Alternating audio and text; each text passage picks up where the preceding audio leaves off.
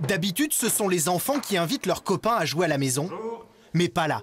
Bienvenue chez Johanna et Florent, deux passionnés de jeux de société. L'une est responsable qualité chez un courtier en assurance, l'autre chercheur au centre Léon Bérard. Ensemble, ils ont créé il y a un an les jeux au plat. Le but du jeu, c'est de faire un panier par saison. Et le premier jeu à avoir éclos, et un panier, c'est un fruit et un légume. C'est Pom Pom. Alors, dans Pom Pom, on est dans la peau de producteurs de fruits et légumes responsables.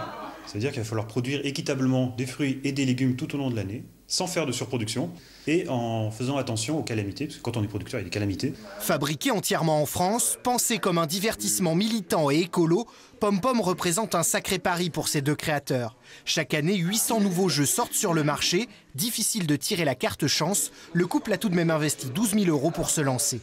C'est comme dans les bons jeux, en fait, le hasard doit être banni, il faut qu'il y ait une gestion du hasard. Florent a même mis sa carrière de chercheur entre parenthèses pour transformer ses jeux au plat en jeux à la cote. Faire des jeux, c'est de la recherche.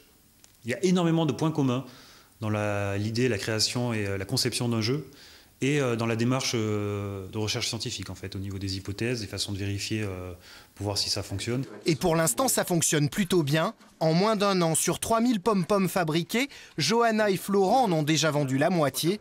Apparaître bientôt un jeu sur la migration des oiseaux élaboré avec un ornithologue.